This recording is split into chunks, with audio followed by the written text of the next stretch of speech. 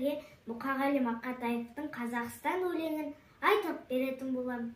Олай болса, бірге бастайық. Жақсы атанды демесең, сүйем десем, табынатын тәңірім ием десем. Адам болып күн шешу қиын маған, арқа тосып өзіңе сүйенбесем.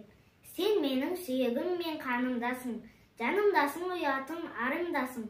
Саған деген махаббат дамылдасың, тек сенің топырағыңды жамылғасын.